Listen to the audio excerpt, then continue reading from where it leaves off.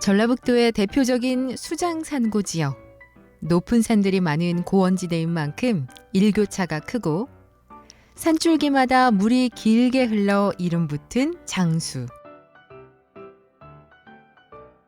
유서 깊은 역사와 자연이 아름답게 어우러진 장수의 이야기를 만나보시죠.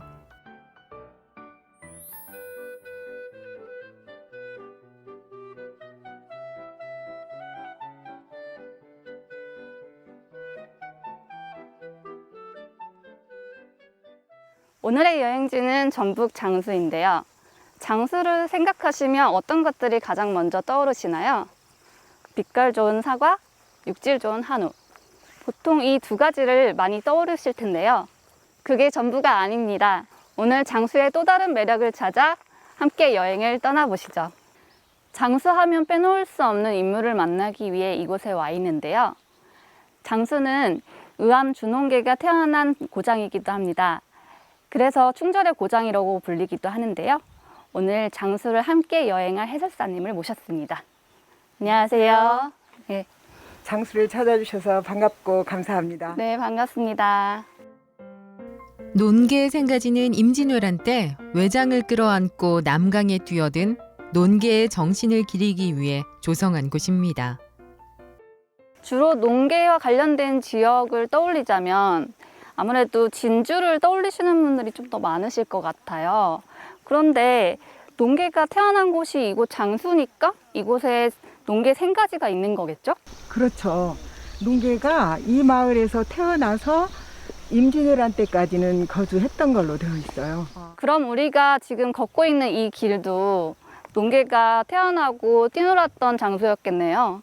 이곳이 농계 생가 마을인 것은 맞는데요. 생가지는 원래의 생가지가 아니고 저 아래에 있는 원 생가지가 수몰되면서 다시 조성해서 복원해 놓은 곳이에요. 광장에 들어섰는데요. 우뚝 솟은 논계상에서 논계의 고든 정신이 느껴집니다. 저쪽에 보니까 시비가 가락지 모양을 하고 있는데요. 네네. 농계와 가락지가 어떤 연관이 있을까요? 농계와 가락지는 뗄래야 뗄 수 없는 연관이 있습니다. 그 농계가 진주 남강에서 외장을 끌어안고 강물에 몸을 던졌잖아요. 네. 그때 열 손가락에 가락지를 끼고 있었어요. 우리가 추정컨대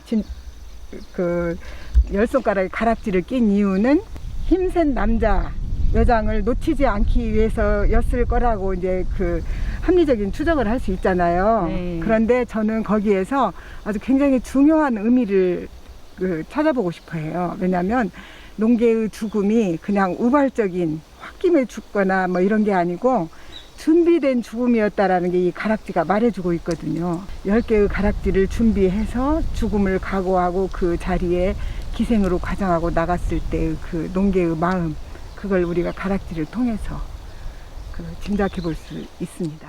농계여, 나에게 울음과 웃음을 동시에 주는 사랑하는 논계여, 그대는 조선의 무덤 가운데 피었던 좋은 꽃을 하나이다. 그래서 그 향기는 썩지 않는다. 이곳을 걷다 보니까 정말 마치 농계의 치마폭에 안긴 것처럼 포근하고 안락한 느낌이 들어요. 지금부터 우리가 농계에 대해서 조금 더 자세히 알아볼 수 있는 장소가 있을까요? 농계 관련 사료들을 모아놓은 농계 기념관이 있어요. 네. 거기 가서 한번 둘러보도록 하죠. 꽃다운 나이 19살. 나라를 위해 자신을 희생했던 논계의 정신을 엿보고 논계에 대한 다양한 정보를 확인할 수 있습니다. 이 영정을 보니까 정말 가히 절세 미인이라고 할 수밖에 없네요. 네네. 절세 미인이기도 하려니와 네. 기계와 절개가 표정에서 아주 그대로 드러나 있죠. 논계의 영정 앞에 서니 절로 숙연해지네요.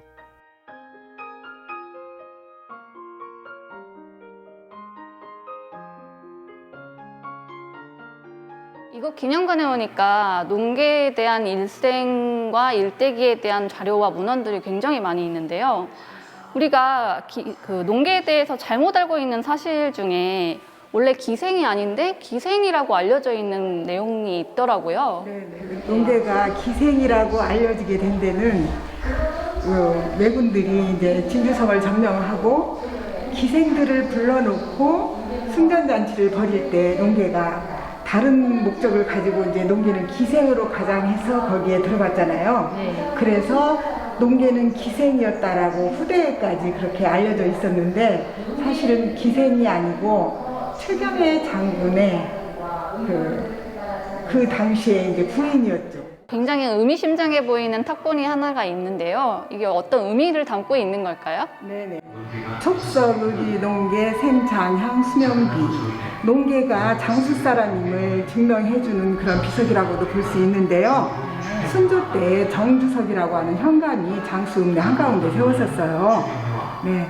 그런데 저 비석에는 그 얽힌 이야기가 있는데 일제강점기 때 일본 고등대 형사가 저 비석을 부수라고 장수 군민들을 나오라고 해가지고 부수게 했는데 명했는데 농민들이 기지를 발휘해서 저 비석을 땅에 묻어놨다가 해방 후에 다시 캐내가지고 잘 지금 보존을 하고 있습니다. 장수 사람들의 농계에 대한 사랑이 듬뿍 느껴지는 그런 탁본이라고 할 수 있겠네요. 네네. 네.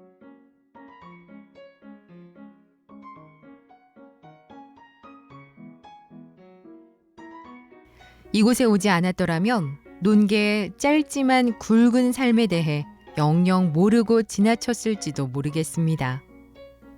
걷다 보니 초가집이 눈에 띄는데요.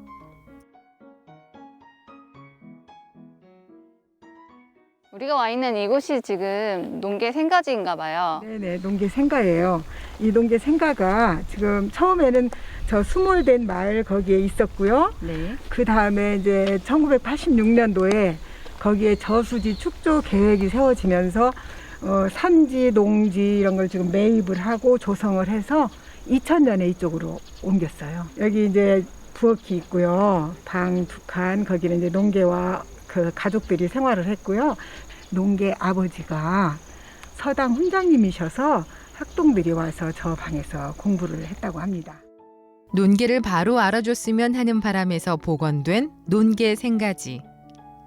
생가 외에도 단아정, 을왕루 등이 자리하고 있는데요. 장수에 들렀다면 꼭 한번 방문해야 할 역사적인 장소입니다. 두 번째로 찾아온 곳. 여름에 한 번이라도 와본 사람은 반드시 재방문한다는 덕산 계곡입니다. 지금 제 옆으로 흐르는 물소리가 들리시나요? 지금 장수의 두 번째 여행지 덕산 계곡에 와 있습니다.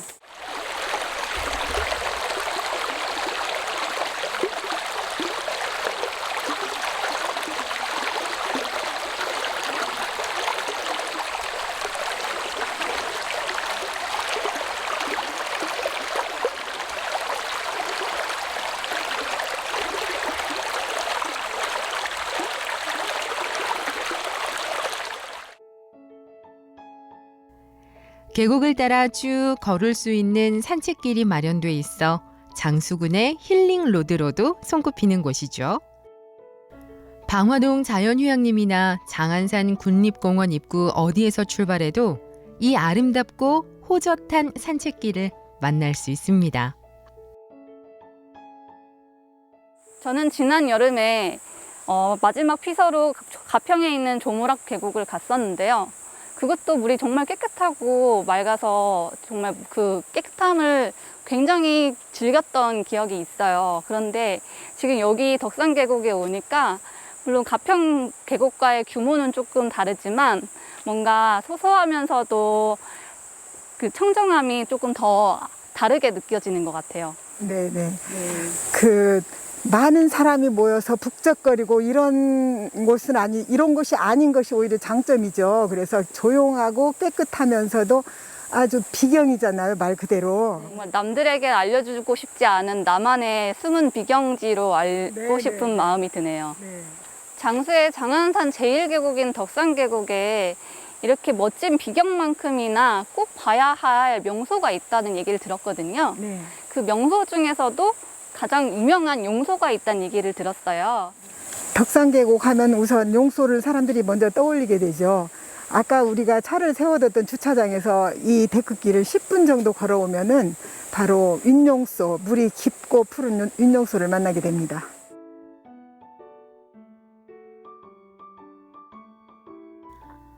감탄이 절로 나오는 절경만큼이나 신비로운 전설을 간직한 곳. 깊이가 어느 정도이기에 용이 살았다는 이름이 붙었을까요?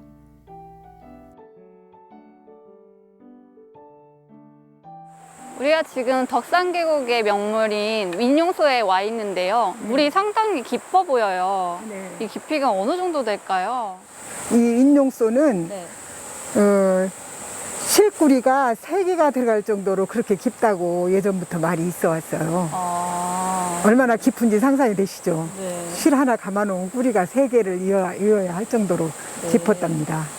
그리고 여기가 되게 명물답게 항상 명물인 장소에 가보면 전설들이 있잖아요. 네네. 용소에 대한 전설도 들려주실 수 있으실까요?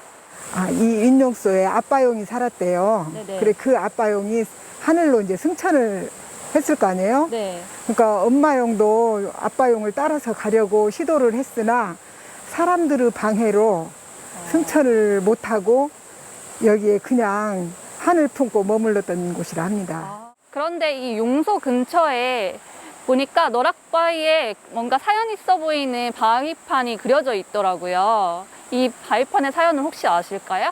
그 태종대왕이 양령을 파쇄자 하자 그 반대하다가 결국 안 됐잖아요. 그래서 그 본향인 이곳 장수로 와가지고 마음이 울적할 때면 저 바위에 새겨놓은 바둑판에서 이렇게 바둑을 두면서 세월을 보냈답니다. 여름 더위는 지났지만 계곡 소리를 듣고 있는 것만으로도 마음이 편안해집니다. 물줄기를 따라 걸을 수 있고 쉼을 허락받는 곳. 자연이 우리에게 주는 선물이겠죠. 이 아래쪽에 방화동 가족 휴양촌 잘 알려져 있거든요. 그런데 거기에서 아침에 일어나서 산책을 의뢰 오시곤 하는데 너무 멀거나 험하지 않으면서도 풍광이 매우 수려해서 한 번 와본 가족들은 그 다음 해에 또 올 것을 기약하고 떠나곤 한다고 하더라고요. 계곡물 소리를 배경음악 삼아 두런두런 자연을 닮은 이야기가 이어집니다. 지금도 덕산계곡이 너무 아름답지만요. 가을이 조금 더 깊어지고 단풍물이 들기 시작하면 훨씬 더 아름다울 거란 상상이 가요. 네, 한 10월 중순에서 11월 초순 그 무렵까지는 이곳에 익숙한 사람들마저도 여기가 이렇게 아름다웠나 하고 탄성이 저절로 나온답니다. 아, 그렇군요. 산이 계곡을 만들고 계곡은 물길을 내고 그 물길이 사람에겐 다시 길이 됐습니다. 짙어지는 단풍을 바라보며 눈호강, 쉴 새 없이 흐르는 계곡물 소리를 들으며 힐링할 수 있는 곳, 덕산계곡이었습니다. 한참을 여행하다 보면 예상하지 않았던 곳에서 잠시 쉬어가고 싶을 때가 있죠. 가족, 연인과 시골의 정취를 맛보며 잠시 머물고 싶은 곳이 있습니다. 이렇게 여행지를 다니다 보면 각 사람들의 성격이 보이는 것 같아요. 네네. 어떤 사람은 느긋하게 이렇게 걷거나 아니면 느긋하게 이렇게 누워서 쉬거나 그러는 거 좋아하는 사람도 있고 네. 어떤 사람들은 내가 또 언제 여기로 와보겠어 이러면서 굉장히 열심히 돌아다니는 사람들도 있고 그렇잖아요. 근데 혜사스님은 어느 쪽이세요? 저는 이렇게 단기 여행과 좀 이제 장거리 여행하고 이렇게 좀 약간 생각이 달라질 때가 있어요. 네.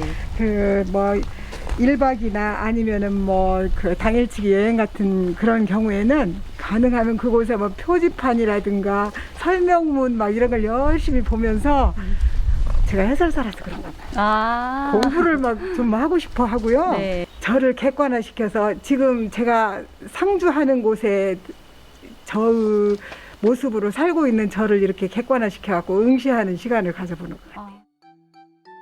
이곳은 어떨까요? 오랫동안 머물고 싶다는 생각이 더 클 것 같은데요. 대곡 관광지 한옥 숙박시설입니다. 저는 자연 속에서 이렇게 산도 좋아하고 물도 좋아하고 그래서 지금 이곳처럼 이렇게 산에 삥 둘러싸져 있고 한옥에서 이렇게 여유롭게 시간을 보낼 수 있는 이런 곳도 너무 저의 스타일에 굉장히 잘 맞는 것 같아요. 네네. 네.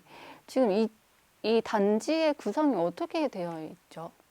지금 이곳이 4개 단지, 네. 21개의 객실로 이루어져 있고요. 네. 특히 지금 우리가 있는 곳은 4단지인데 저쪽 2단지에는 그 다목적실이 있어가지고요. 네. 세미나, 워크숍 이런 거 하기에도 뭐 부족하지 않은 큰 방이 하나 있어가지고 거기도 많이 쓰임새가 있어요. 큰 모임할 때 많이 쓰고요. 조용하고 깨끗하고 주변 경치 좋고 이런 걸로는 어디 두 번째 가라면 서러울 거요. 여기가. 누구에게도 방해받지 않고 주변 풍경을 벗삼아 조용히 쉬어가고 싶은 곳입니다. 이렇게 한옥을 보다 보니까 이 마을 분위기로 봐서는 좀 더 정겨운 풍경을 볼 수 있는 곳도 있을 것 같아요. 네, 바로 이쪽에 주촌 민속마을이 있어요. 지붕들이 너와 지붕, 굴핏집, 또 기와집 이런 지붕들이 있는데요.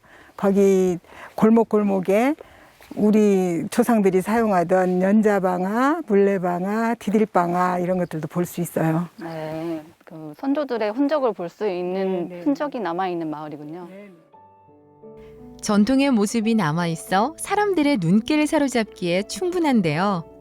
깊어가는 가을, 고즈넉한 한옥마을에서 뜨끈한 밤을 보내고 싶어지네요.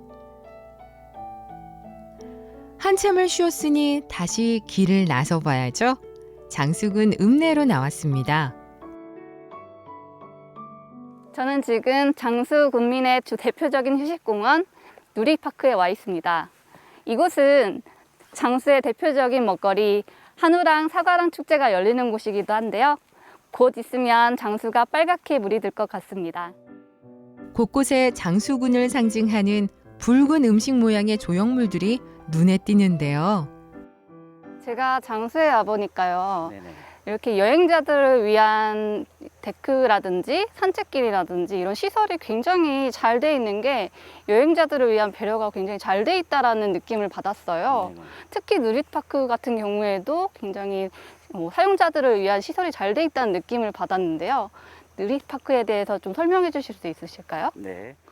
장수 누리파크는 저희 농촌 테마공원으로 시작을 했어요. 2016년도 4월에 개장을 했는데 장수에서 가장 유명한 게 뭔지 아시잖아요. 네. 한우, 사과, 오미자, 토마토 다 네. 붉은색을 띠고 있는데 그런 테마공원으로 시작을 해서 지금은 아이들과 가족들이 체험하고 즐기고 놀 수 있는 그런 공간으로 재탄생하고 있습니다.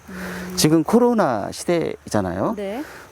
저희 장수 누리파크는 2019년도 한국관광공사에서 선정하는 언택트 관광지에 선정이 됐고 아. 열린 관광지에도 선정이 됐어요. 네. 그만큼 코로나 시국에 네.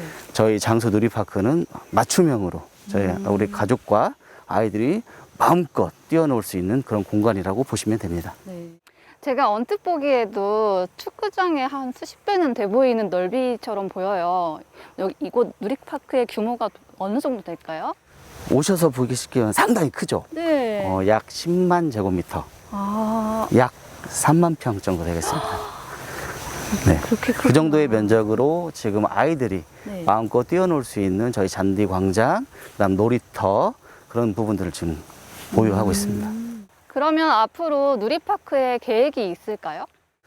누리파크에는 지금 오토 캠핑장이 19면이 있는데요. 네. 지금 캠핑 이런 문화가 상당히 많이 커져 있는 상황에서 저희가 오토 캠핑장뿐만 아니라 데크 야영장과 그다음에 저희가 동물 카라반을 더 숙박시설을 더 조성할 예정이고요. 그리고 AR, VR 체험장을 조성해서 장수군의 아이들이 또 관광객들이 더 즐길 수 있는 곳을 또 추가로 조성하고 있습니다. 드넓게 펼쳐진 잔디, 언택트 여행지로 손꼽힐만 하죠.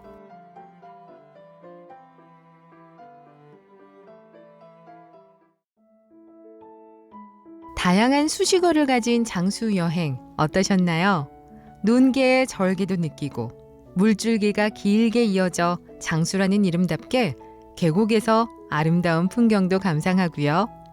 정겨운 풍경 속에서 걷다 쉬다 붉은빛 맛있는 이야기까지 펼쳐본 여기는 장수였습니다.